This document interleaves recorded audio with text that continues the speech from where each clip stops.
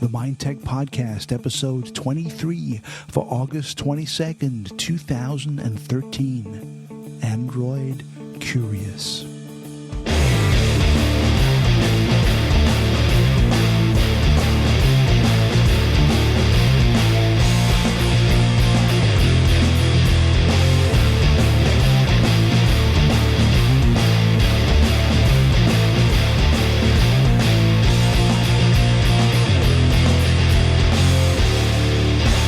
The Mind Tech Podcast, episode 23, coming at you. I'm Gareth Davies in Los Angeles, California. Once again, I'm joined by Joe Ressington in London. Hi, Joe. Hey, Gareth. How's it going? It's going, man. It's going. What's been happening with you this week? Lots of drinking. I'm a bit hungover today. Oh, really? Went out last night. Oh, nice. What'd you do? Went to Fab from the Linux Outlaws.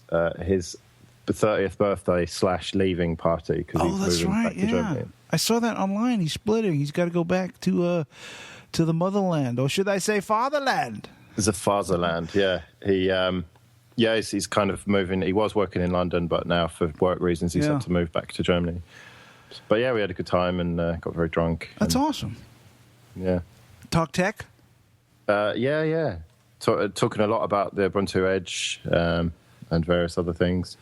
I haven't checked the Ubuntu Edge. I saw a news item the other day that they apparently have not met their, was it $32 million deal for getting the phones. But they did make an awful lot of money. Well, that's the thing, though. You don't make the money until you reach your quota, though, right? Not with this one, no. So they've made nothing, basically. Yeah, well, I mean, I put this in as a news story, but we'll just do it up front, I suppose. Yeah, basically, they wanted 32 million, and then there's now 14 hours to go, and they've only got 12.3 million. So there's no way. Absolutely. I'm calling it now. That is it. The campaign has failed. See, that's still an awful lot of money, though, to be raised. But they technically didn't really raise it because they didn't reach their quota. Therefore, that's it, right? Or are they going to work around it or try and do something to get things going? Do you know? Well, we were talking about this last night, and there's a few possibilities here. Either, because of this fixed funding campaign, if they don't get the full 32 million, they get nothing at all. Right. But the scam here, but incidentally, is quite interesting. Indiegogo, this is rather than Kickstarter. And it seems that if you pledge the money, if you pay $695, which is about 450 quid, 500 quid, that money gets taken from your bank account and goes into Indiegogo's bank account for the remainder of the campaign. Really? And so then in 14 hours when this fails, everyone gets a refund. Okay. So that means that if you pledged right at the beginning, I think it was 30 days. Yeah. Indiegogo's had 30 days to hang on to your money and make more money off that, invest it like bank style. So it's a pretty good scam, man. Yeah, that's very crafty of them. Those fucks. Yeah. That is a bit of. I mean, it's. I mean, you get your money back. It's not end of the world kind of thing, but it's kind of ingenious for them to kind of skim some cash off the money that's going to be generated, even if it's only temporarily. So while it does come across as a little shady, you can't really blame them. It's a good little scam they got going on there. Well, they're a business; they have to pay for things, and of course. So, yeah. I mean, you name me one business that isn't a scam. Yeah, exactly. But they are. So the three possibilities that we were thinking of: either Mark Shuttleworth is going to make up the shortfall, but that's not going to happen because every tech journalist in the world would just jump on it, and it would just be humiliating. Obviously it could fail is one possibility, and they go back to the drawing board, or rather they go to the carriers and the OEMs and say, look, there's $12 million worth of interest in this, it'll probably get up to 13, 14 million by the end, I would have thought. And see if they can throw in the rest and get things going.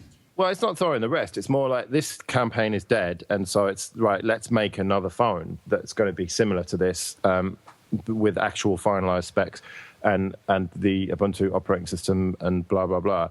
The other possibility is they might extend the deadline. Now, I'm not sure if that's possible with Indiegogo, but if it is, they might say, well, we're approaching halfway there, so let's give it another 30 or 40 days and see what happens. But people are still signing up all the time. I mean, it's gone up like another $400 in the last few minutes that I've been talking about it. So it is creeping up and up and up, but it is a failure. By the time anyone is listening to this show, it will have failed. Be done. Or will have been extended. So we'll see. What's interesting though is that when they announced Ubuntu Edge, Firefox OS was announced at about the same time. Maybe give it a couple of days or weeks apart, but it was very, very close to around the same time. And Firefox has already got phones out there. Yeah, they've got the ZTE phone. It's very low spec, but it's out there. Yeah, exactly. People are actually using it to make phone calls, and right. They have it in their hand. So what's going on there? How is that possible? Why didn't they do something like that and just get the OS out there? Well, I mean, they released the OS around the same time as Firefox OS last year or whatever, and you couldn't. I could put it on my Nexus 4. There's a few officially supported devices. There's a few more unofficially supported, but you can just about get it working with various problems. But the thing is, I'm not going to fuck my Nexus 4 up by putting Ubuntu OS on it, Ubuntu Touch. Why would I want to do that? Because they want to be Apple so fucking bad. Please. Yeah. Please, you can just imagine Shuttleworth at the end of his bed, kneeling with his hands in front of his face, praying, please, my Lord, my Savior, Jesus Christ, please make my company into the next Apple. Please, please, we want to be Apple so bad. Please, please, I beg you. Well, yeah, exactly. I mean, it all started with moving the buttons, but don't get me started on that. The minimize and close and maximize buttons that should be on the right. They moved them on the other side, yeah. Moved them to the left. They removed them to the correct location. The incorrect location, yeah. But yeah, it is kind of sickening. It's like, dude, do your own thing. What the fuck you want to be Apple? There's already an Apple. Be something else. Do your own thing. Yeah, I don't know. But I wait to see what happens next. I mean, that last statement I made, though, that's addressed not only at Ubuntu and Canonical, but it's also aimed at Samsung. All right, before we get too crazy, speaking of Android, though, dude, I'm a little Android curious. So the other day, I was in my local Starbucks, and I'm in line. I'm in the queue, and there's this cute little Asian chick in front of me, and she opens her bag and she pulls out this phone. I'm like, oh, what kind of phone is that? I'm thinking this. I'm not saying this. I'm thinking it. And she pulls it out and she starts tapping away on the screen. I'm looking over her shoulder. I'm like, wow, that's a really nice phone. Check that shit out. And I couldn't think well, what is? I'd never seen it before. And then I look, and on the top it says Sony. I'm like, oh, it's the Xperia Z. And Z. and I was like, wow. And it looked really, really nice. The form factor, it looked awesome. So then when I got my coffee and I went back home and stuff, and I fired up the computer, I'm looking online. I look at some pictures of it and everything, and I was like, that is a really nice looking phone. And then I read that they're going to release a Google version of the Xperia, which will come. It'll be the Sony phone, but it'll come with pure Android on it. Oh, that is very interesting, because my sister-in-law has got an Xperia Z. Z. It's Z, not Z. Z. Z. Z. Z. World War Z. Z. One for World War Z, please. Yeah, could I get one ticket for World War Z? Thank you.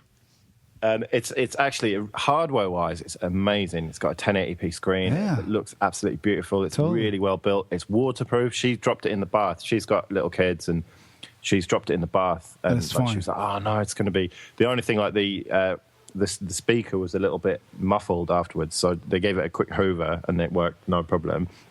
And, yeah, it's a really great phone. However, it's laggy as fuck, because it's got this Sony skin on it. I can't remember what it's called. So they got a lot. It's got a lot of bloatware and It's stuff got in there. shitloads of bloatware on it, and Right. even though it's got a slightly faster processor than my Nexus 4, it runs really just laggy, and it's just not smooth for me. Now, So that's really interesting that if they do this Google edition of it. Well, I was going to say, could I go out tomorrow and buy an Xperia Z and then bring it home and then just format it and then put stock Android on it? That I'm not sure about. I'm not sure about how open the bootloader is and the ROM situation. Right. So you might be stuck with whatever nonsense Sony decides to give you. Yeah, I'm just looking at XDA developers now to see if there are custom ROMs available for it. But it's kind of irrelevant anyway. If the Google one comes out, then you won't need to. Right. If that does happen, I mean, that would make the phone very attractive. The thing I don't like about the whole Google thing, though, is that you got to pay full price for the phone, which is $600, $700, $800 for a phone. Whereas if you get it on contract, you can get it for $200, $199 or whatever. Yeah, but ultimately you're going to pay more for it, or I don't know how the situation is. No, you're absolutely correct. Ultimately, you are going to pay more for it, but it doesn't feel that way. Yeah, it's a big chunk of change up front rather than a monthly ongoing cost. Exactly. So you do. Here, if you want a phone like that, it's going to be on a 24-month contract, and you're going to be paying, I don't know, probably 35, 40 quid for it, whereas I pay like 11 or 12 quid for my SIM only, and then just buy a phone. I'm well used to buying. I haven't had in fact, I've never. Oh no, I had one free phone. It was the Nokia E71, which is kind of like a BlackBerry clone.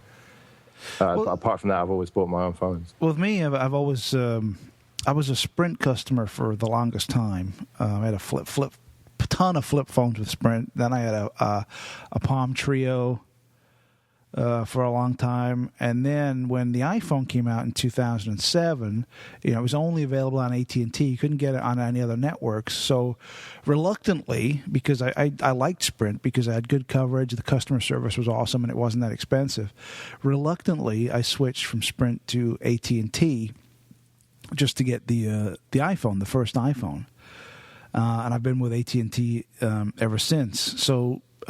Because it's a 2-year contract, every 2 years I'll upgrade my phone to the latest model. So I'm for the iPhone 5S is going to be coming out next month, so I'm due for an upgrade because I'm on the 4S right now. Are you going to go for that then, or are you seriously thinking about Android? Well, here's the thing. I mean, every Android phone I see now, I'm looking at the I know they're coming out with a Note 3 is coming out, and they're really nice phones. And I was thinking about this the other day. When the iPhone 4S came out, if someone had asked me, would I switch to Android or BlackBerry, I would have looked at them like they're a fucking mental case.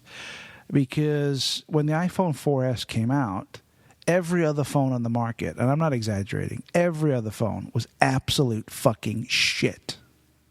There was nothing to compare to the iPhone 4S when it came out. It was the best phone that you could buy.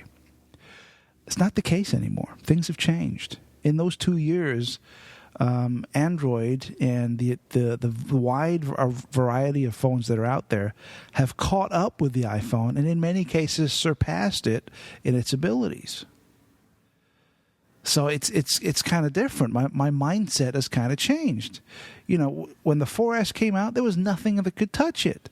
You'd look at Samsung, you'd look at Black. It was all fucking shit. It was garbage. It was crap. Not anymore. So, would I change? I don't know. There's a number of things which will keep me with the iPhone. And those are iCloud. iCloud is something that I would not like to lose. iMessage is something that I wouldn't like to lose. FaceTime is something that I wouldn't like to use. And all of the applications that I've been purchasing since 2008 when the App Store came out and spending money on applications that I use regularly, I wouldn't like to use. So those kind of things kind of tie me into the iPhone.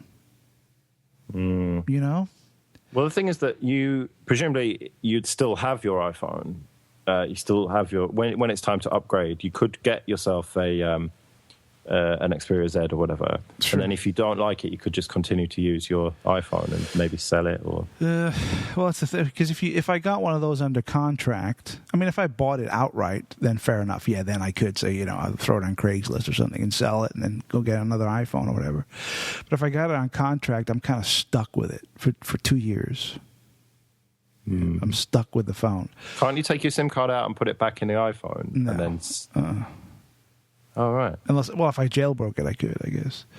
But if I bought an Xperia Z, and, right now I've looked at it and it looks awesome and it seems great, but I haven't really used it. And who knows, I might buy it and use it for 2 weeks and think, what the fuck is this? Yeah, it's not... I don't think that you... I can't believe I'm saying this, but I don't think you should go for an Android phone. If you're so used to the butter smooth, never fucking up, albeit restricted universe of the Apple devices, then I don't think you'd like it, really. Well, let's look at iCloud, for instance, right? So there's an app on the iPhone called Contacts, where I put all my email addresses, phone numbers, physical addresses for all the people that I know and that I meet or whatever. If I need to contact them, I throw them all in Contacts. So say I met you on the, and I'm like, hey Joe, what's your email address? And I'd pull up my phone and I'd type it in and I'd click save. That email address and your contact information is then instantly shared to my Mac, my MacBook Pro, my iPad, instantly, and vice versa. Right? Yeah, but if you've got Google devices, then that does the same thing. Right, but I don't use Google for that. I don't use Google for my contacts. I don't want to use Google for my contacts. Google is clunky and ugly and fucking stupid. Right? Yeah. But let's just say I didn't want to use iCloud and I didn't want to use Google. Well, then I can just plug my phone into my Mac and sync away. Can I do that with Android? Not as easily. And that's a big negative. Yeah. Like I don't like with an iPhone, you don't have to use you don't have to use iCloud, you don't have to use Google, you don't have to use all these cloud services. If you can just plug it in and sync all your music, photos, contacts, web pages, just sync everything seamlessly through the USB. You can't do that with Android, right? There are ways to do it, but I don't think it's going to be as seamless as with an iPhone. No, I think that there are trade-offs because you get the extra freedom and all of the benefits of Android that make me want to use it over an iPhone. Right. There are some trade-offs. Let me look at this too, right? If I had an Android phone, I'm using Google. Yeah. For everything. Yeah. Right? There's no other game in town. I'm using Google or I'm not using it. Yeah, exactly. You tied in. So, but with an iPhone, I have more freedom. I can use. I can use everything for Google, just like on an Android on my iPhone. I can use everything with iCloud on my iPhone, or I can just plug it into my computer. Yeah, well, you can plug it into your computer. I'm not sure how it behaves with Macs, but I'm sure they've sorted that out. And you can copy everything on and off it. If you go for one with an SD card, then that's a good thing about copying music and movies onto it. You don't have to go through iTunes. It just mounts it like a USB stick. And you can do it that way, I guess. And you just copy it straight on. So there's plus and minuses, but I think honestly, if you're used to the iPhone, it's going to be a bit of a shock going to Android. It's just a struggle because I see all these phones, and they're beautiful phones. They're fast. They have tons of great features. They look awesome. But there's negatives too, and I'm kind of juggling. I'm looking at my little dinky iPhone 4S, right? This tiny little phone. And it seems like I have a little baby phone in my pocket, when everyone's got these big fucking slabs of phones putting up to their ears. Which does look kind of ridiculous, actually, but still. Yeah, well, I mean, I'm tempted by a Galaxy Mega 6.3-inch screen. Oh, jeez. Are you really? Well, only semi-jokingly. It's the specs on it aren't as good as my Nexus 4. It's not got as powerful a processor. That's too big. That's crazy big, though. But a 4.5 inch, that's kind of nice. I could see me using that. But a 6.5, that's fucking retarded, dude. Well, it's a tablet, isn't it? Yeah. It's basically a tablet that you can make phone calls off, and you pretty much have to get a Bluetooth headset to make phone calls. Yeah, otherwise you look like a maniac. Have you ever seen Trigger Happy TV? That's the sketch. Oh, yeah. Hello! Yeah. I'm in the museum! yeah, exactly, all that. That's coming true now. Yeah. So, yeah. But speaking of iPhones and baby phones, I caught a glimpse of iOS 7, the new iOS that's coming out soon, is it, in a couple of weeks? Yeah, September 10th, I think, is when they're going to have their big announcement for the new iPhone 5S and the iPhone 5C. Oh yeah, the cheap plasticky one. Yeah.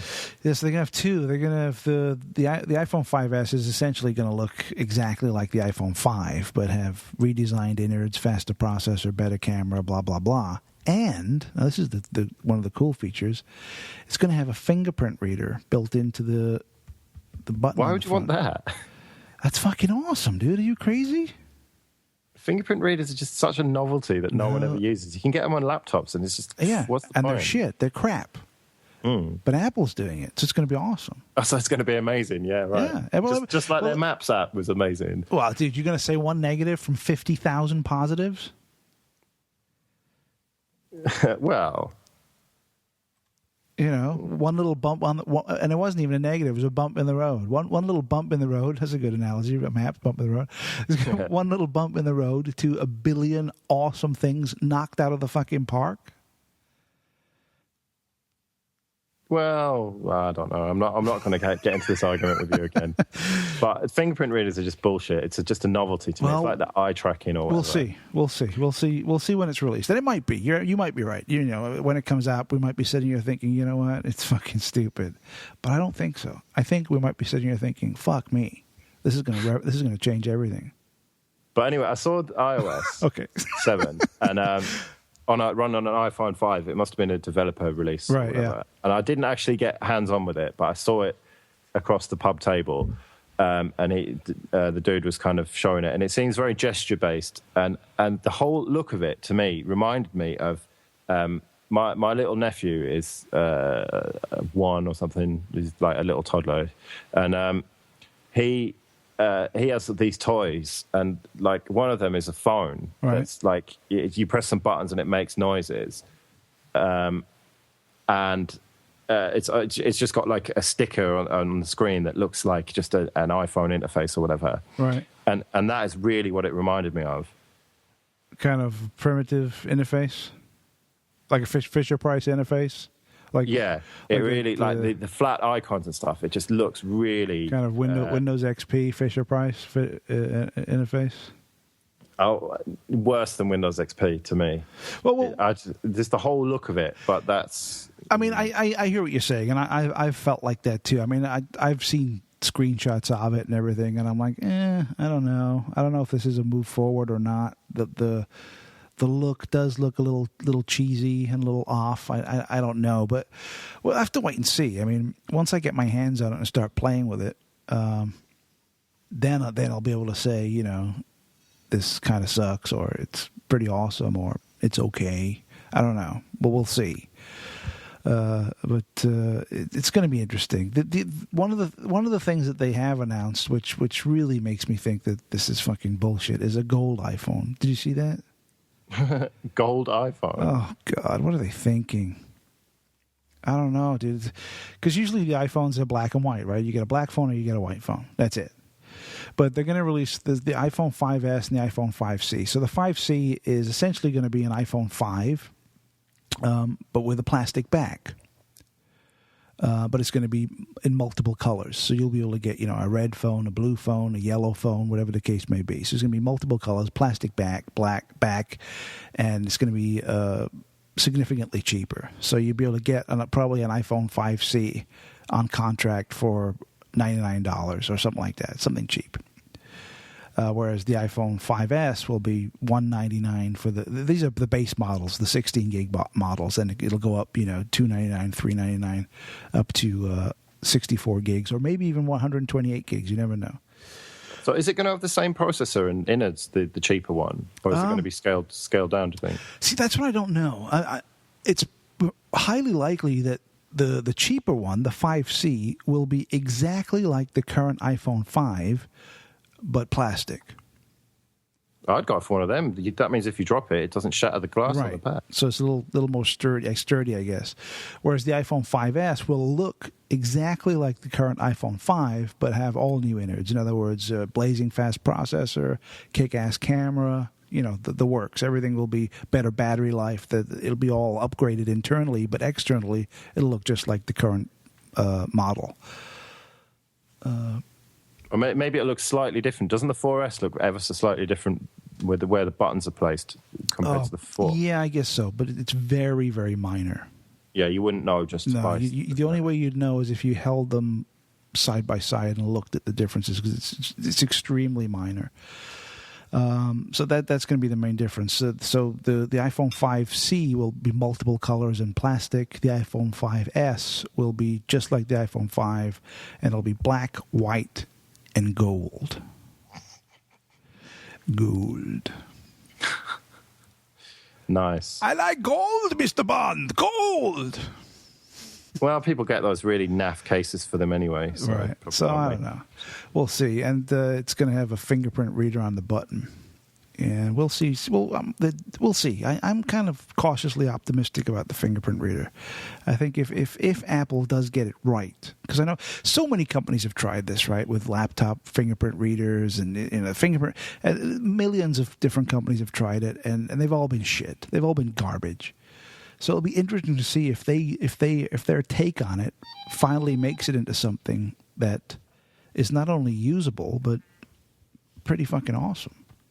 So you're telling me that this phone that is completely proprietary hardware running proprietary software that is essentially a tracking device, right? As are all phones. Let's not forget as that. are all phones. Right. Is now going to have a fingerprint reader, so that the NSA and whoever else are now going to have your fingerprints as well. Well, we'll see your movements. We'll see. Let's see what happens. I don't know. Let's see. I mean, I'm optimistic that it'll be awesome, but it might not be. You might be completely correct. When they release all this stuff, I might be sitting here thinking, "Fuck me, I'm going to need to get an Android phone." You're so right, Joe. Who knows? Or the opposite. I might be sitting here thinking, "This is the greatest thing since fucking sliced bread." Who knows? Let's wait and see. Mm. So I want to ask you about OggCamp. What do you want to ask me about it? What is it? What the fuck is OggCamp? Is it something like for Christmas? Like, do they throw eggs at you and make eggnog? I mean, what's the deal with that? What's OggCamp? OggCamp is a free culture event. It's the largest open source software and free culture event in the UK. The name OggCamp comes from the free, as in freedom, codec, audio codec, and video codec. And it's basically what they call an unconference, although it's not a proper unconference, because an unconference is a conference where anyone can speak. You turn up, submit what you want to talk about, everyone votes on it, and then the most popular ones, people do their talks and people listen. Right. But the slight difference is that there is one scheduled track with booked speakers. They had the guy from who designed the Raspberry Pi, or one of the key players in the Raspberry Pi, among other people who were speaking at the last OggCamp, and they even had a Q&A session with Stephen Fry, although it was not live. It was he just did a video specifically, like the organisers of OggCamp beforehand put out the message: send us your questions for Stephen Fry, and so people submitted all their questions. Played the video. Yeah, well, then they emailed all the questions to Stephen Fry, and then he just sat there and read them out, and then they played the video at OggCamp, and then they put it on YouTube, and it's been pretty successful. That's pretty cool. Yeah, and it got picked up by OMG Ubuntu as well. because in that he said that Ubuntu was his favorite Linux distro, so OMG Ubuntu jumped all over that. So anyway, it's in Liverpool. Great. That's great, that. Joking on you. I know, yeah. You going up there or what, lad? 20th. You going up? You going there? Well, the thing is, no is pretty much the answer. I went there last year and the year before. The year before it was in Farnham, which is sort of to the southwest of London. I managed to get a train there in about an hour, so it was. So, wow, what's the journey from London to Liverpool? Like what, 2 hours, something like that? Something like that, yeah. 2-3 hours. It's not too bad.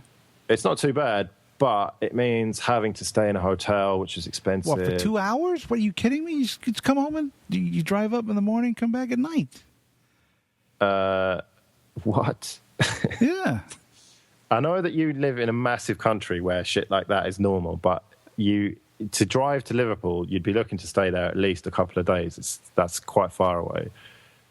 You know, it's so weird how I wouldn't think twice about that, dude. I'd drive up in the morning and drive home at night. I wouldn't think for a second. That's nothing. That's like driving to San Diego. I've done it a million times. You leave in the morning, you drive down there, spend the day, blah, blah, blah, bullshit. Then you hop in the car and drive home.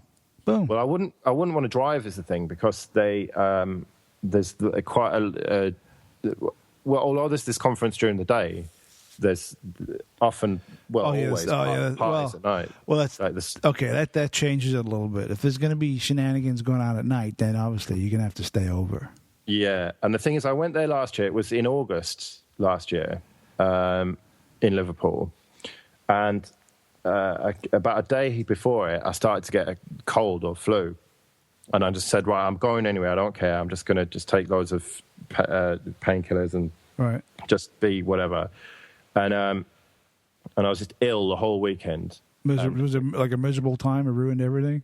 Well, it didn't ruin everything. I just drank through it, basically. Just drank loads of cider and just forced myself to have a good time. But then I came back and I was so fucked. You pay for it. Oh, man. I was in bed for a week afterwards because I was really... It's not... when I get ill, I get really ill. Yeah. You know, when I get flu, it really fucks me up. Well, I'd never heard of OddCamp until a couple of months ago when I guess the Linux Outlaws guys were yapping about it. And I went onto their website and I looked around, and I have to say that if I was in the UK, I would totally go. Yeah. Well, that's the thing that you see. I could book a train ticket or drive up there and book a hotel and everything, but I try and not be superstitious, but now I know that I'll get ill again, and then then I just have wasted my money. Wait a second, Mr. Logical, rational, anti-superstitious, supernatural nonsense says that you won't go because you're going to get ill? Well, no, it's just, I know, it's more logic really tells me that the weather's going to start to turn around then. People are going to start coughing and spluttering on the tube. You should have done that in your Spock voice, dude. Logic dictates that when the weather changes... No, I can't do it. I end up doing more. What a handsome race. But yeah, so I just thinking around that time, the chances are, I don't know, it sounds like a bit of a wimpy thing, but it's also money as well, because last year they had an official hotel with a really good rate, whereas this year they haven't got an official hotel.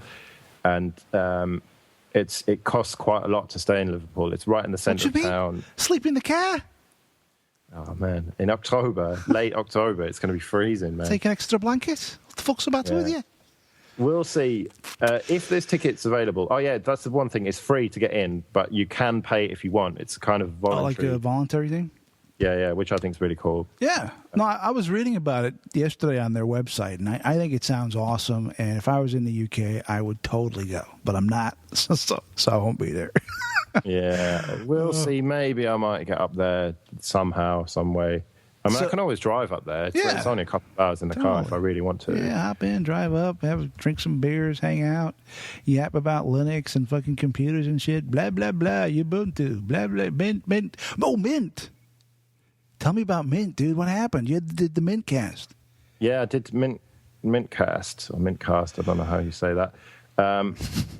Which is a podcast for by and for members of the Linux Mint community. I did it with a couple of guys. One is Canadian originally, but lives in Texas, and another American guy. I think, I'm not sure, Montana or something, somewhere in America anyway. Rob and Scott, they're called. And yeah, it was pretty cool. We did it on Sunday evening, and it was streamed live as well. Sweet. Which was pretty daunting. Were you nervous? Not really. Be honest. Come on, a little bit. Well, not really. Not compared to how nervous I used to be when we first started doing this. I mean, we've been doing this 5 months now. Is it really that long? Jesus. I thought it was 6 months, but it's not. It's been 5 months. Well, this is episode 23, isn't it? So, actually, Captain, it has been 5 months, 3 days, 23 hours, and 42 minutes. Yeah. So, no, I wasn't nervous, really. But the one thing is that it's a strictly safe for work show. Yeah, I listened to a little bit of one of their episodes the other day, and it was very, very kind of, by the book. Yeah. Number one. It is. Yeah, there's no effort and blinding to be had on that show, so I had to keep that in mind constantly. Yeah. But it's not actually that hard, because I'm used to being in situations where I can't say fuck. Well, you can't be yourself. Well, yeah. You have to put on the mask. Well, that's one way of looking at it. Another way of looking at it is trying to be more eloquent than just resorting to swear words. No, see, I think swearing is the opposite, dude. I mean, when you think of people, you think, oh, well, they're saying the F word because they don't have the vocabulary. Well, I think the reverse is true. I mean, I have the vocabulary. I have a great fucking vocabulary.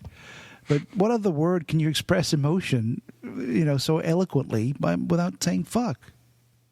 I suppose, yeah. But we talked about the lightweight desktop Linux again, that we covered on this show some time ago, my blog post. Right.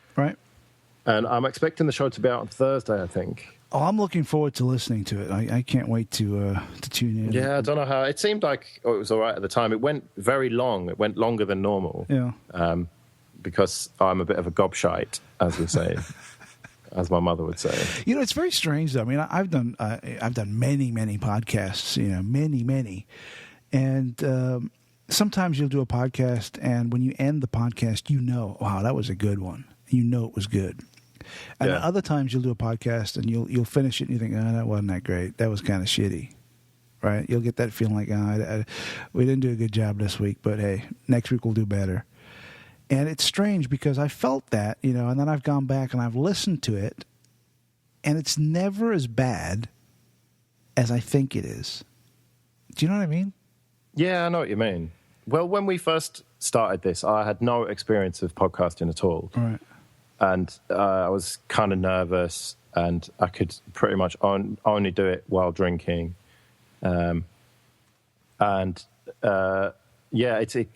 Listening back to it, it wasn't too bad. I think I listened to a bit of the first episode recently, actually. Oh, yeah. And yeah, it was all right. Yeah, it's never as bad as you thought it was. If you end a podcast and you think, oh man, that sucked. Oh, I shouldn't have said that, or this went wrong. I'll do it better next time. And then you wait a couple of days and you re-listen to that episode back. You're like, oh, wasn't as bad as I thought it was. Yeah. But I had to record myself and send them the FLAC of it. So it's going to be, they try and be good quality with the audio. Right. They try and make it as good quality audio as possible, which obviously takes more time. That's why it's taking nearly a week to release it. So we'll see when it comes out. And all being well, I might do it again on Sunday. Excellent. It's just while one of the guys, Scott, is away, taking his daughter off to college. So it was good fun, and we'll see. Maybe some of the Mintcast listeners are listening to this now and getting all shocked and offended because we're using such foul language on a technical podcast. How dare you? It's like, oh my god. I think that it's a decision that you have to make, isn't it? When you do a show, is it going to be a family-friendly show, or is it going to be a show for adults? Ours is a show for adults. Right. Whereas they make it family friendly, and that is fair enough. I when I first approached them about going on their show, I said I respect that it is that, and I won't say fuck or bugger. So what? You said that in the interview? No. Are you crazy? It's just that is just from that's properly old reference from a show called Bo Selector, which was just this weird show, and it was a Big Brother parody. Right. And Davina McCall, who does Big Brother or used to do Big Brother here, would say to the housemates in Big Brother, "You're live on Channel 4, don't swear." But in this sketch, she'd always say, "You're live on Channel 4, don't say fuck or bugger." I was tempted to say that on their show. Yeah, it's very much this show. I mean, there's a lot of shows that I do on Mindset that I don't, cuss on, right? But then there's other shows where I do. But I'm not. But I'm never thinking like this is family friendly. I'm thinking this is more appropriate because of the content that we're talking about, or the vibe that I have with the other co-host.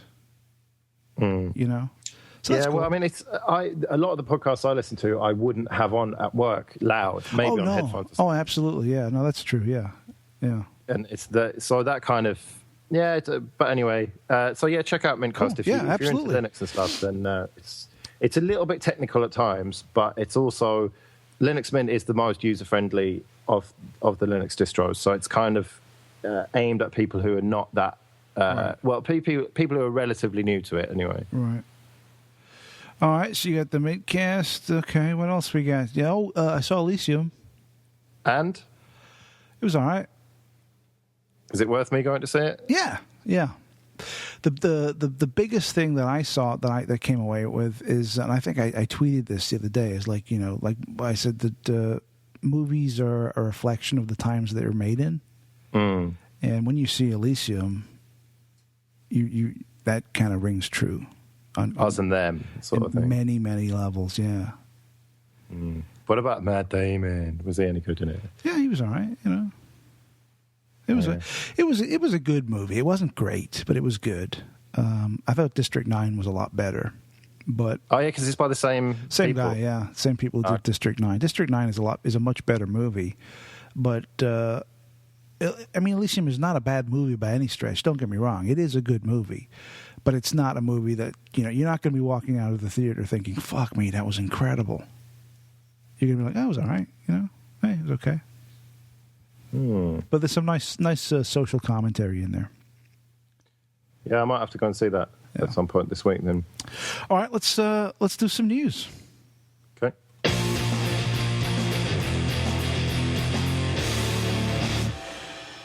My Tech Podcast, here is the news.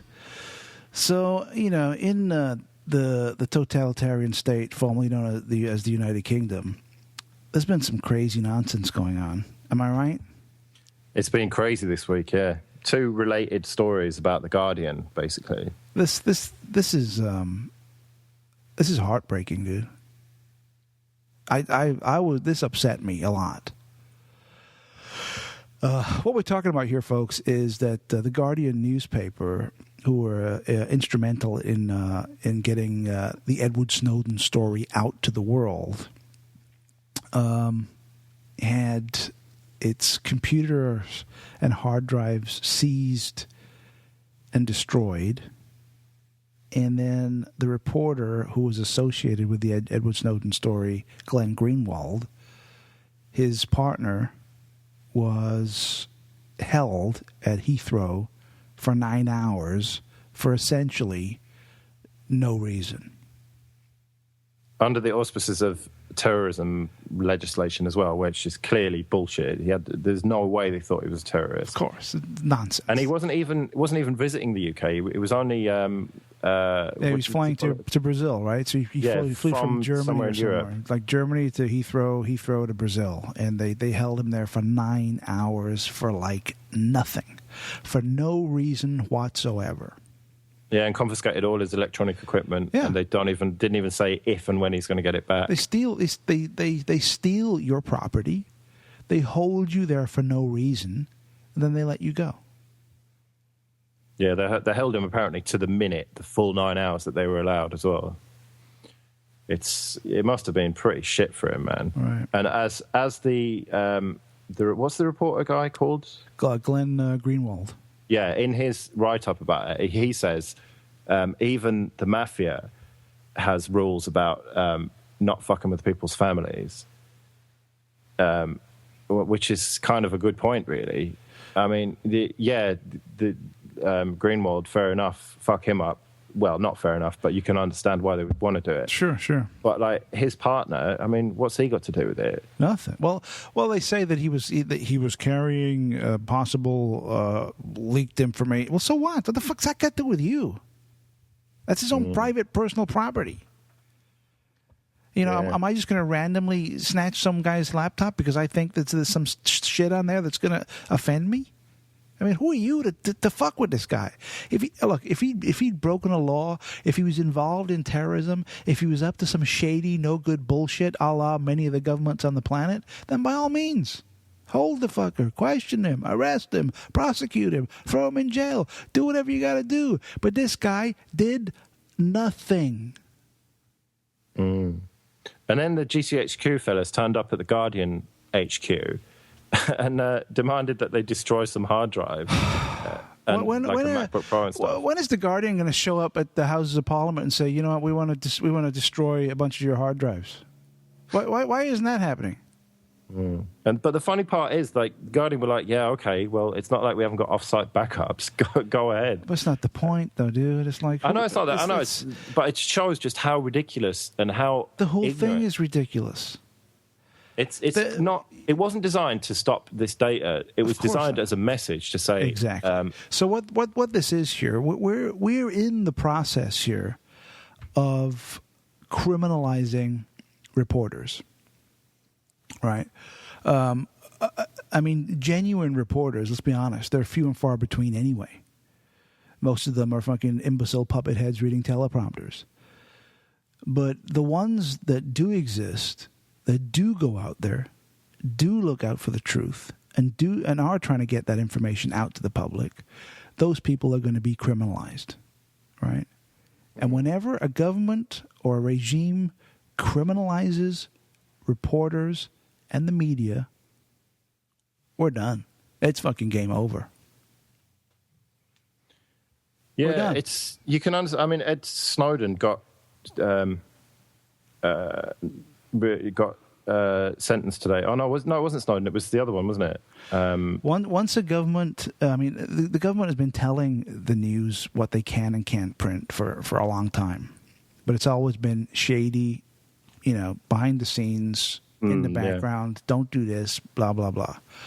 Once the government is openly, publicly telling reporters and news institutions what they can and cannot report on and make public, we are 3 fucking seconds away from loading people onto fucking cattle trains and taking them to concentration camps. Now that might sound like the ravings of a madman, but you mark my fucking words, you can see the path we're on. Yeah, only this time there's not going to be outside nations watching it happen and going, hang on, and then going to war with the country that's doing it. No, they're all going to be complicit. Because the country that's doing it is the world government. Exactly. This is very, very disturbing, and we're at the point. We're kind of at a crossroads right here. We're on like a seesaw, teeter-totter balancing act right now, where this shit is starting to come into the public's consciousness, and either people are going to say, you know what, this shit's not going to happen, we're putting a stop to this now, or they're going to be all fucking, you know, spacing out, watching fucking nonsense on TV, staring at the wall, not giving a fuck. And 10 years from now, this world is going to be radically different. Well, it is going to be radically different. There's no going back from it, man. Call me a pessimist, but this is it. We are living in a totalitarian nightmare, dystopian future. The future is now, and it is dystopian, and we have. It's not that we are sleepwalking into this thing. We have sleepwalked into it, and there's nothing we can do about it now. I don't think there's cameras everywhere. Everything we do is monitored, and you have no freedom.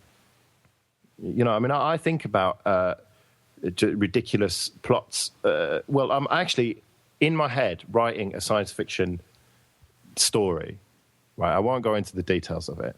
But every time I think of some cool stuff that could happen in it, I think, oh, well, no, that wouldn't happen because of the security cameras. Or, oh, well, that wouldn't happen because the email would be intercepted and blah, blah, blah. And it's ruining my story, man. And not only is it that, it's ruining our lives because we have no freedom. And the thing is that, obviously, the old argument about, oh, well, if you're doing nothing wrong, blah, blah, blah. But the idea of what is wrong and what is right changes all the time. It's a constantly shifting thing. And if it gets to a point where anything but following the line, towing the line of the totalitarian world government is deemed wrong, then and they can imprison you or kill you or whatever for it, then we're fucked, aren't we? Because you won't have the freedom to do anything. Well, it's massive mind control also. I mean, we're at the point right now where people will post something on Facebook or post something on Twitter and they're arrested. I mean, just think about that for a second.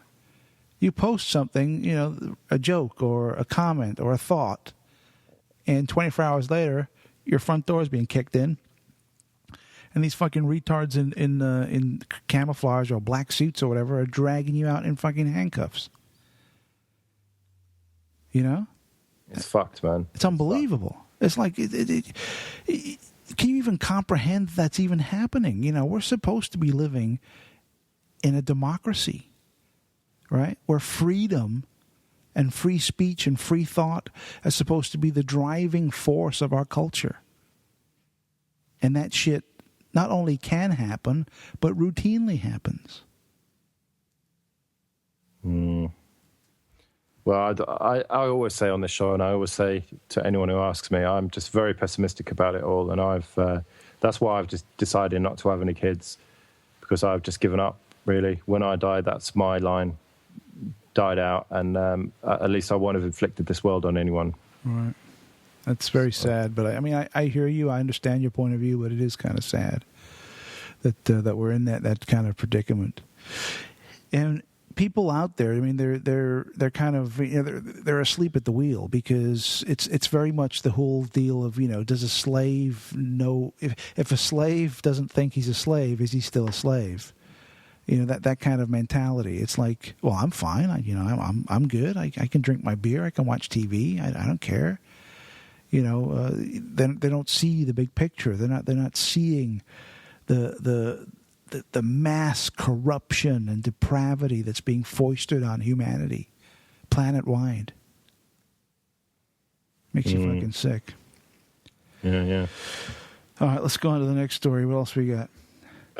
Well, it's a little bit more lighthearted, but still quite sinister. It's a story about Miss Teen America. And I was frantically looking how old she was, but it's all right. She's 19, so it's all good. She made it. Now then, only 19.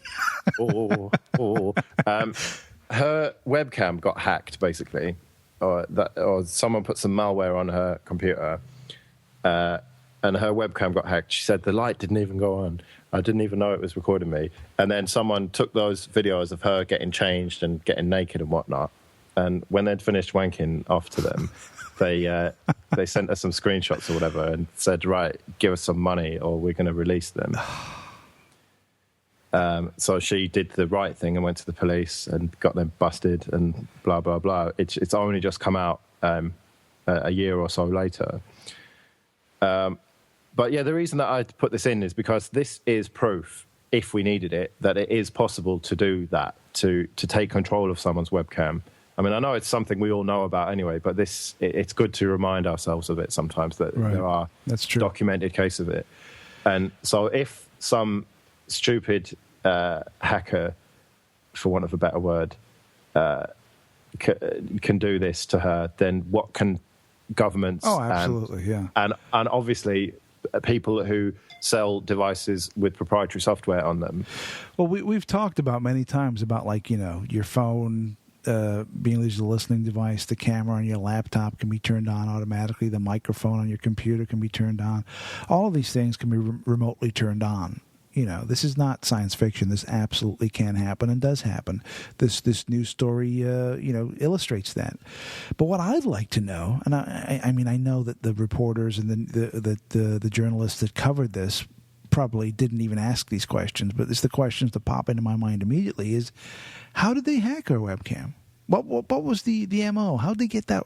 How did they do it? Did they get someone in her apartment or her house to install something on her computer? Did they send her an email that she clicked on? What was the deal? How did they get this working?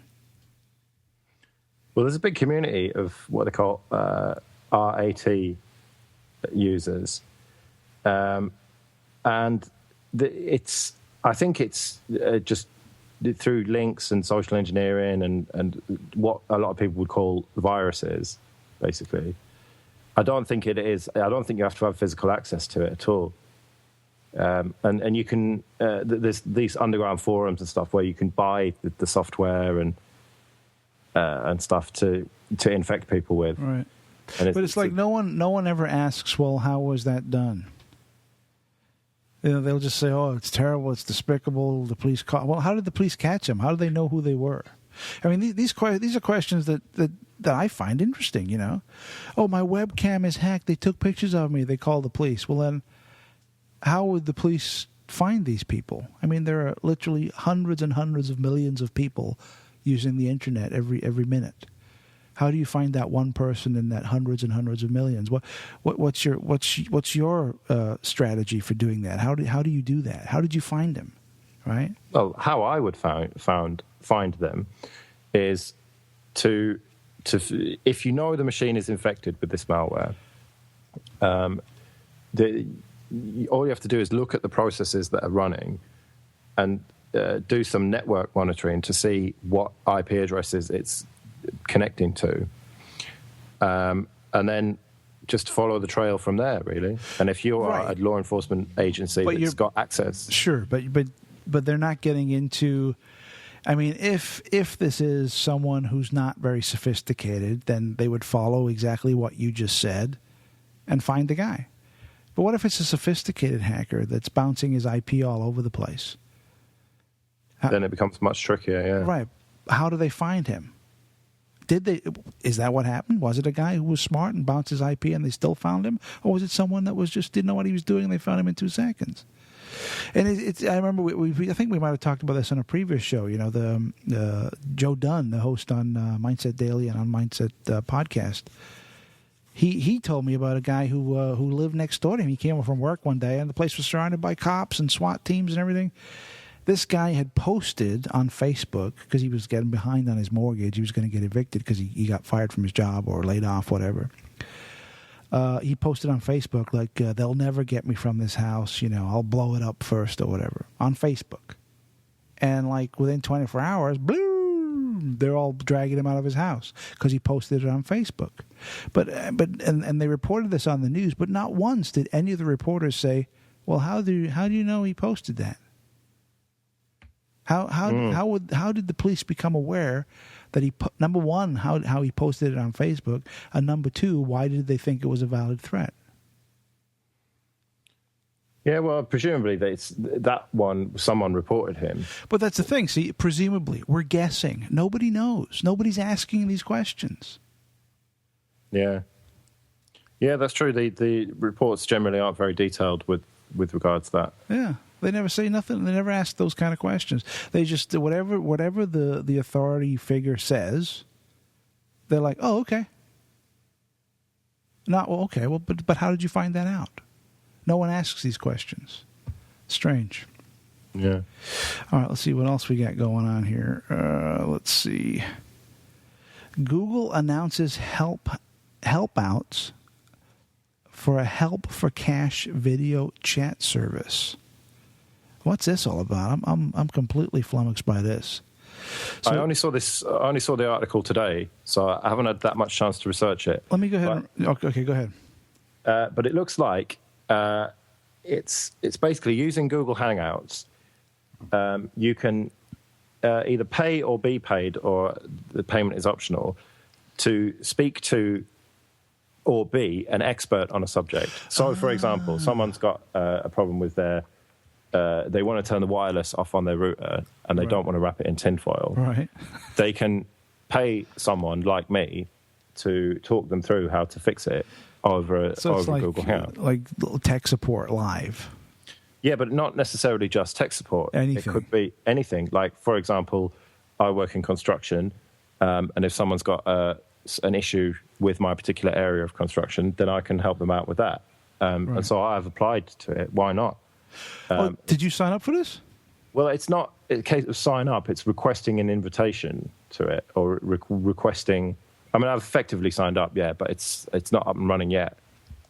So I did it twice. Once as construction and once for tech support. Now, I would imagine that most people will be offering tech support, so there'll be a lot. And you get paid for this, then, right? Do you? Well, it's optional. You can either do it for free if you're a mug, or if you want to help people out for the goodness of humanity, or you can charge whatever you want, and Google takes 20%.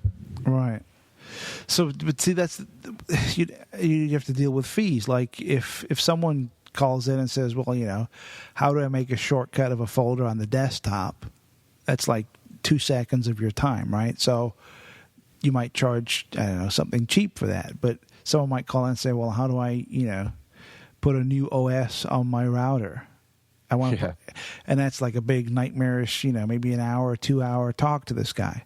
So how do you judge, like, well, which questions you answer and how much you charge per question? Or is some questions a quick fix, some was like some nightmare fucking conversation that could take forever?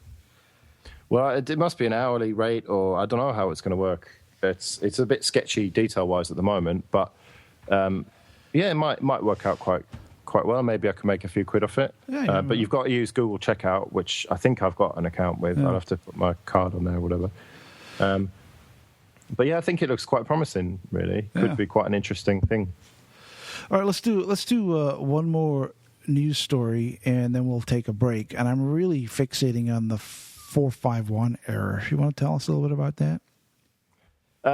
It's quite straightforward. Obviously, you've got your various errors, like 404 is the one that most people know, content not found. Right. So if you click a broken link or if you type in the wrong address, you get 404. But there's also ones for server errors and stuff like that.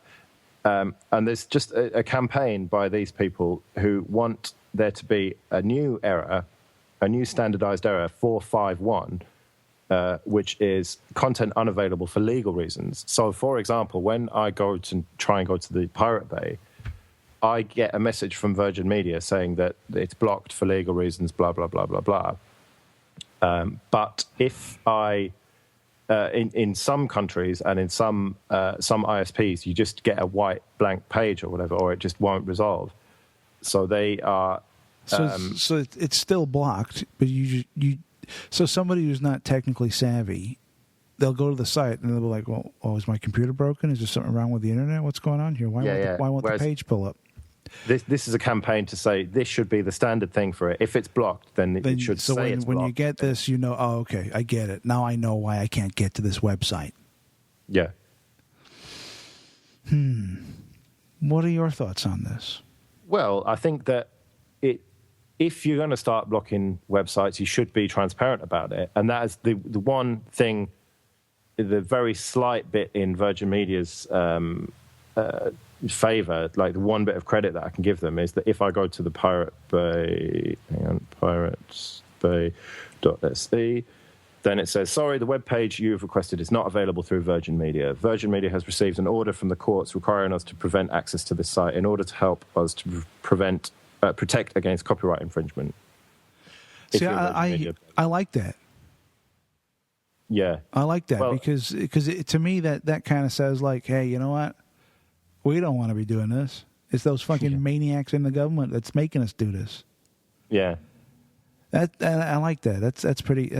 That's. I mean, I would have worded it a little more offensively if it had been me. But the way these fucks in government, these piece of shit motherfuckers are pressuring the shit out of me, so I can't do it. And you know what? I'd love to let you see this, but I can't because of these pieces of shit, these retard fucking imbeciles who are getting backhanders from the entertainment company to make me do this. But I think that's good to have, like, we want to give you everything, but we can't because we got retards running the country. It makes sense. I wish it wasn't there at all, though. I mean, this whole banning and of course, yeah, it's mental, it's insane. But if you're going to do it, then transparency is the way to go. Don't just put a blank page. Put something up that says, "Hey, it's nothing to do with me, pal. You got issues with this? Talk to these fucks who are running the country." Because they are clearly clueless fucking imbeciles who should be fired immediately. But 451. Shit, I hope that shit doesn't happen over here, but it's probably going to. Yeah, of course it's going to. It'll probably trickle over here within the next 5 years. Oh, it's so depressing, dude. Probably less than that, man. I reckon this time next year there'll be certain sites like the Pirate Bay. Don't fucking say that. Right now it's wide open. I can access any fucking thing, no restrictions whatsoever. But that there's a ton of people in government who want to lock this shit down ASAP. Well, it's not necessarily the people in government. It's people who have got the people in the government in their pockets who want to lock it down. I'm the CEO of Universal Entertainment. I could make your campaign funding for next year look very healthy if you support this bill to restrict and ban certain websites. Suddenly, the piece of shit politician, his ears are pricking up. Ooh! Does that mean I can buy my yacht? Does that mean I can buy that extra house in the fucking the Cayman Islands? Oh, yeah! Let's go! Piece of shit. Public servant, my ass. Thieving fucking con man, more like. Okay. Let's take a break.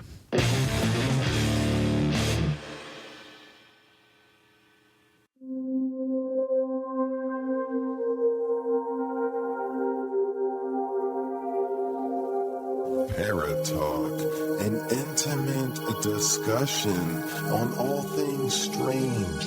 This is a show where more questions are raised than answers are given, and things sometimes really do go bump in the night. Hosted by Reeves Cook and Gareth Davies. You can listen to Paratalk at MindsetCentral.com. You can now hear all of the Mindset Central podcasts while on the go with the Stitcher Smart Radio app. On-demand news, talk, and more on your mobile phone. The latest episodes at Mindset Central are always available for you. No syncing needed and no memory or storage wasted. Available on your iPhone, iPad, Android phones, and beyond. Downloading is easy. Go to Stitcher.com or check out your app store. Stitcher Smart Radio, the smarter way to listen to MindsetCentral.com.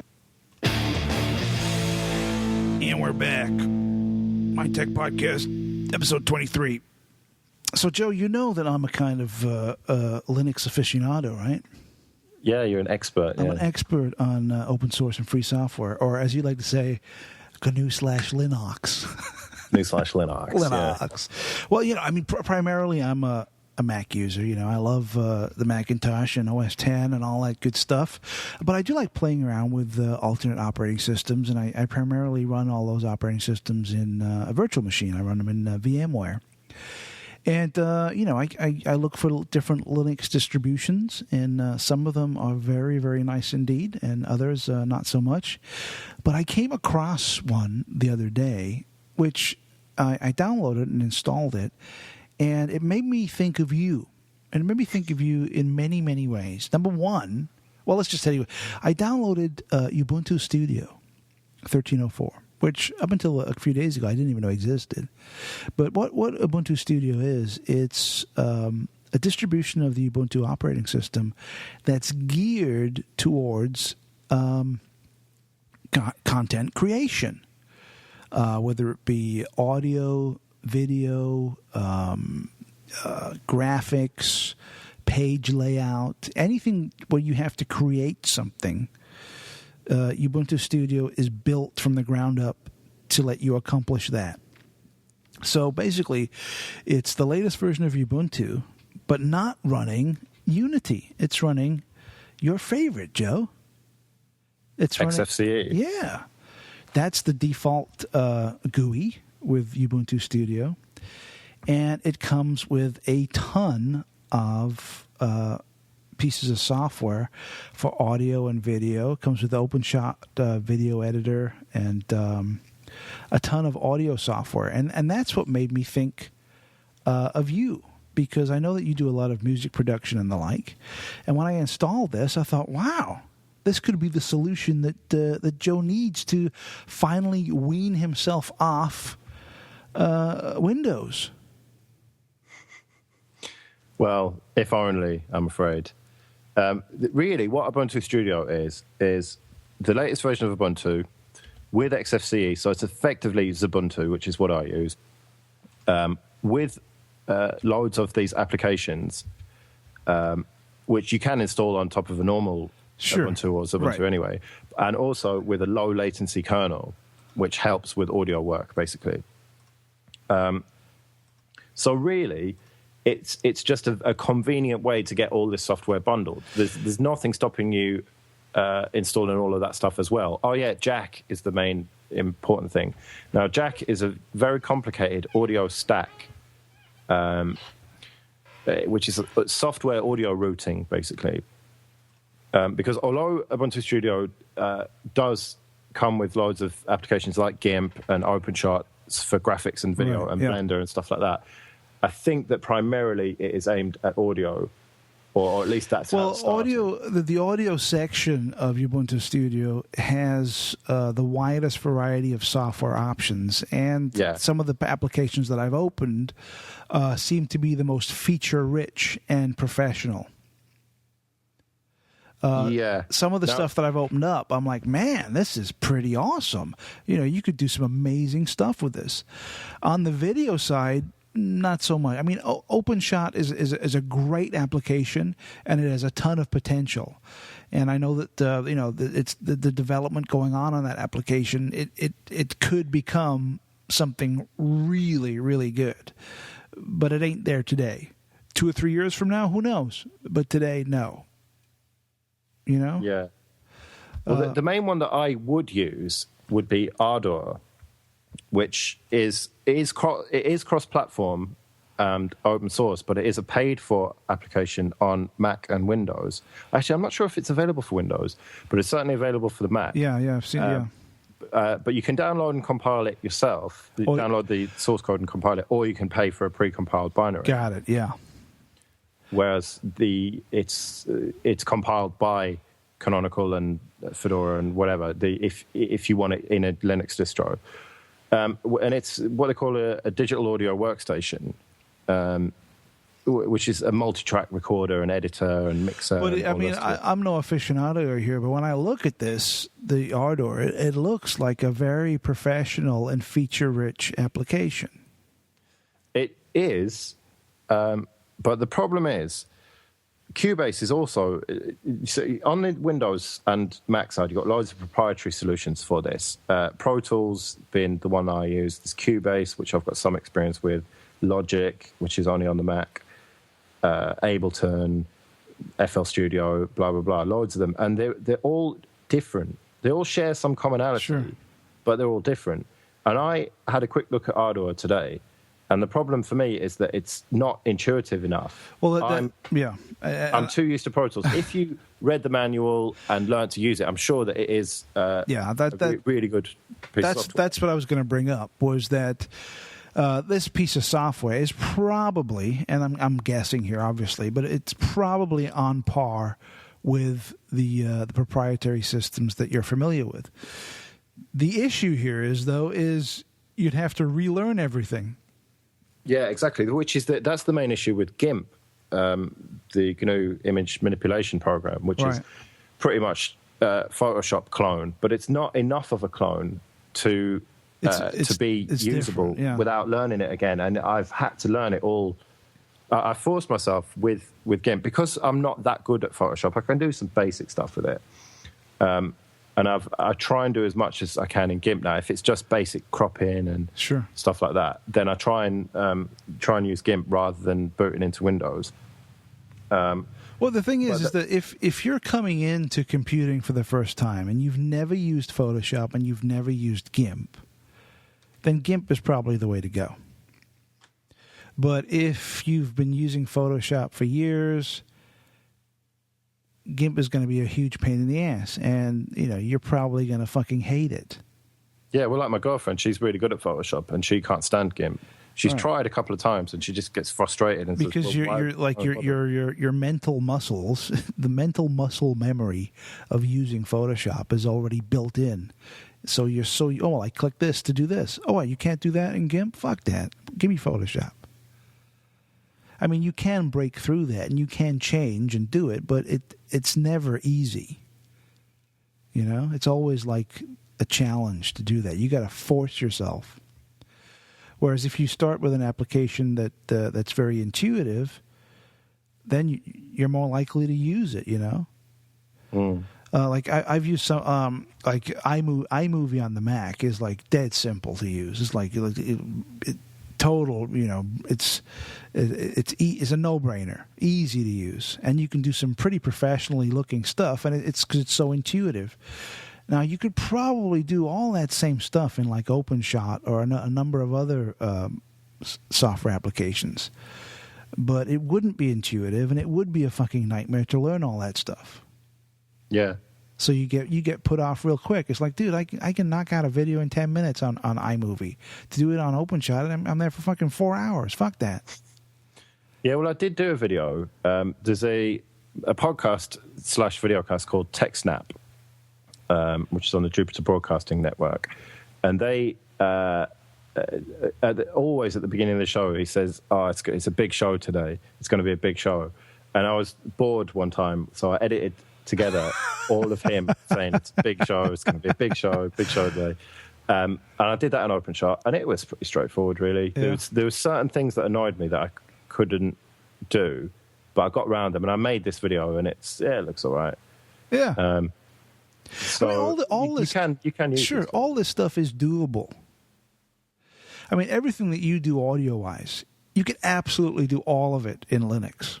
Well, no, I couldn't. It wouldn't be easy. Well, no, you see, the one thing that I can't do is addictive drums, which, because I have a flat in London with neighbours, I can't play the drums down here. I've got a drum kit, and I did originally set it up, but one go on it, and then it was just way too loud, and my neighbours complained, so that was that. So I bought myself a cheap electric drum kit, which the sounds in the kit are rubbish. They just sound like a Casio keyboard drums. Right. But it's got MIDI out, you see. So I use them to trigger really realistic sounding drums. Gotcha, okay. And if you've heard the theme tune from this show, right, that is addictive drums. Yeah.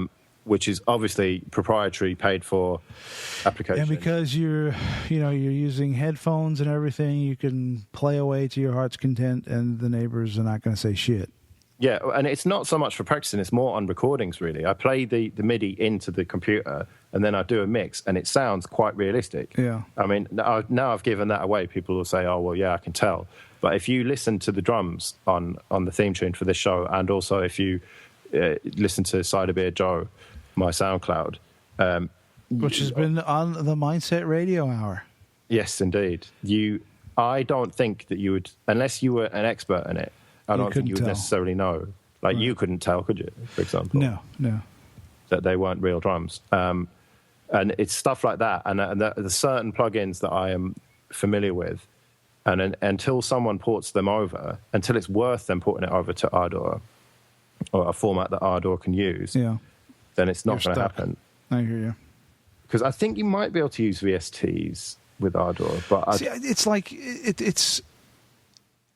I firmly believe that if you really wanted to do something in full open source software, you could do it, but it would not be easy.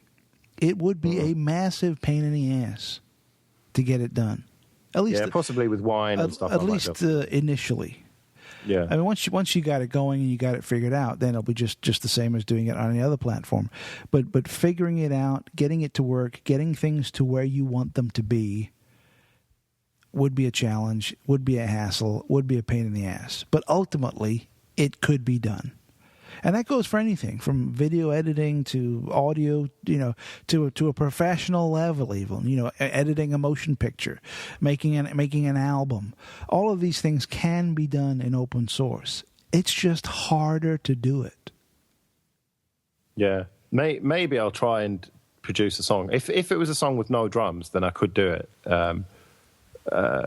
For example, one of my songs, Joe's Wasted Life, doesn't have drums in it. That's me. It's, water cooler bottles, those giant bottles of water. Yeah. That's with the drums in that. Oh, no way. Like, yeah. That's awesome. Yeah. Like I tried to make that with loads of cool instruments and stuff. That is very cool. And like I've got my band guitar and stuff. Yeah. This is a proper plug for my music here. Excellent. That's excellent, Smithers. Yeah.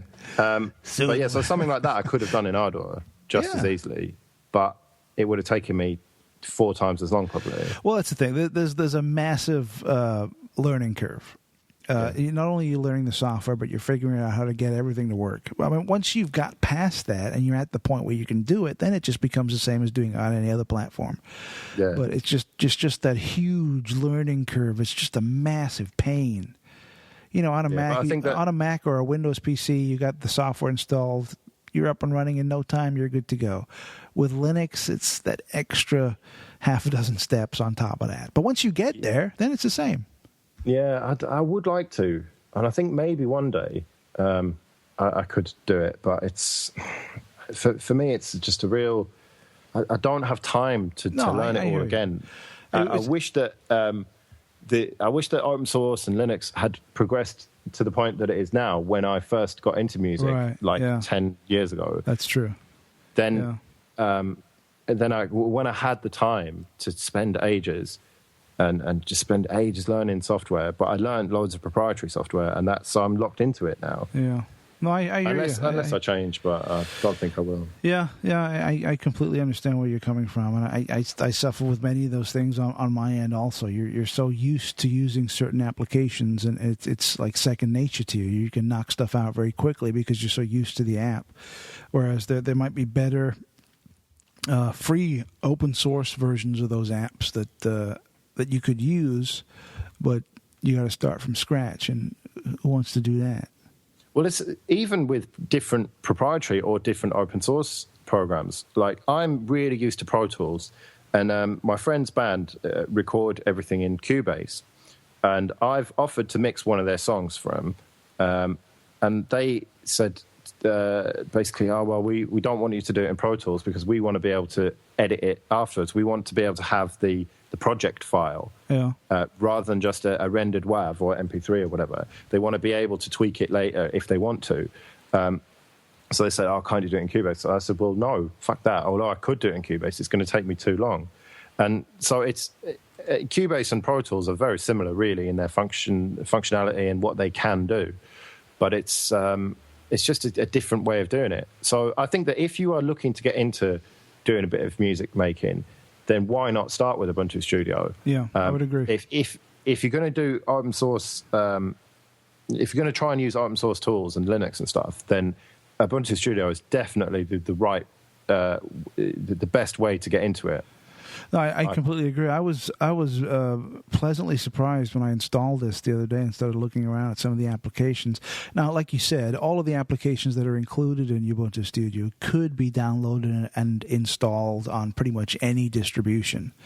But this thing, it comes ready to go, and Jack is something that's quite hard to configure. When that comes pre-configured, and I would definitely, if I was going to make music, that is the first thing I'd do is install this. Everything's configured. The beauty of it is, because it's Linux and everything, and it's based on Ubuntu, you've got all of the other programs that you're used to using. You've got Firefox, you can install Chrome or Chromium, totally. Thunderbird, all of the stuff that if you're a Linux user already, then it's this distro could be a great launching point. Instead of downloading a plain vanilla Ubuntu or Mint or whatever and then scouring the net looking for applications that you might need, this could be a great base. In other words, you download this, you got everything you need to get you going, and then you just mix and match as you move forward. Oh, I don't like Firefox. Well, I'll download Chromium. I don't like, and you can make this into a very, very good distribution specifically for yourself. If you don't like the GUI, was it the XF? What's it called? XFCE. XFCE. If you're not into that, well, then you could put GNU on it or something, or Unity or whatever. Right? Yeah, you could put Unity or Chromium or whatever you want. Whatever you want, and just change it and mix it. But it's a great launching point for anyone that wants to create something, whether it be audio, video, graphics, photography, publishing. Download Ubuntu Studio, and you have everything you need to get going, and you can build upon that as you move forward. So I basically have nothing but good things to say about this release. I found it very good, and I am going to play with OpenShot. I'm going to import some video clips and see what it's like. Maybe compare it to iMovie and stuff.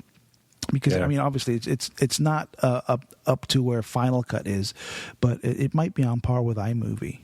It's nowhere near Final Cut. I mean, I've not used Final Cut hardly at all, but that is very professional, whereas OpenShot is much more in that kind of Windows movie maker. It's more the consumer thing, Yeah. It's more for chopping up a few home videos kind of thing. Yeah. You're not going to edit 1080p or 4K movies on it. Right. Really. Right. Maybe one day as it develops. Yeah, I'm sure, because I was reading that the open source developer, they're obviously they're continuing developing for Linux, but they're also going to release it for Mac, which I found interesting because there are, I mean, Linux, I get it. There are very few good video editing software available for Linux, so the fact that they're continuing developing for Linux and making it better and better, I get it. That makes sense. But then when they say, yeah, we're going to release it for Mac also, I was like, okay, why? Do you know what I mean? It's like there's a ton of awesome, highly professional, amazing video editors available for the Mac. Why would you do this? I don't know. Unless they have plans to take this piece of software right up there to a professional level where it might be on par with Final Cut, and Mac users might think, oh, well, I can pay, the $400 for Final Cut, or I can use this for free and it's just as good. Yeah. I don't know. Incidentally, there is another distribution called AV Linux, which is worth looking into. AV Linux. I'll check that out. Which looks pretty good. I've not tried it out, but it's been around for quite a while. That comes with LXDE rather than XFC, so it's a little bit more lightweight. Okay. And it's the default setup is much more like Windows with the start menu. And gotcha. whatever. Okay. Well, this one, this installed flawlessly. I just downloaded it. I installed it from the ISO. Rebooted, and then I ran updates. Installed one set of updates, and then boom, it was running like a dream. There was zero issues. It's got a cool theme as well. I think it looks. Yeah, like I love the background. Well. Yeah, it looks very cool. In fact, that looks better than the default Ubuntu. When you install Ubuntu, I know you can customize it and make it look whatever you like, but the default skin when you install Ubuntu, it's kind of like eh. Whereas this one, you install it, you're like, oh, wow, it looks pretty cool. Yeah, I'm tempted to install it, or at least find out what the theme is and install that theme on. Yeah, it looks really nice. It looks really nice. So the way they have it all laid out, the background, the menus, it just works. It looks really good. It looks much better than the default Ubuntu.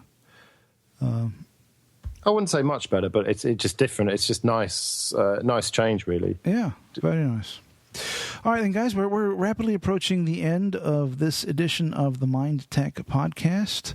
Let's see. Did we get any feedback this week, Joe? No, it was a bit quiet this week. It was a shorter show last week, and we didn't say as much, maybe. But yeah, not much at all to be said. Yeah, I've noticed that with this show, feedback is very much feast or famine. Yeah. It's very peaks and valleys, up and down. So maybe next week that'll change a little bit. But never fear, folks. If you want to get in contact with us, you certainly can. You can shoot us an email at mindsetcentral@gmail.com. You can also contact us on our Facebook page, our G Plus page, and our BitMessage address, all of which is included in the show notes for this episode. All right, Joe, thank you so much. Some great conversation, some great topics as always. We'll be back next week with a brand new show on the Mind Tech Podcast. But until then, farewell, good brothers. See you later.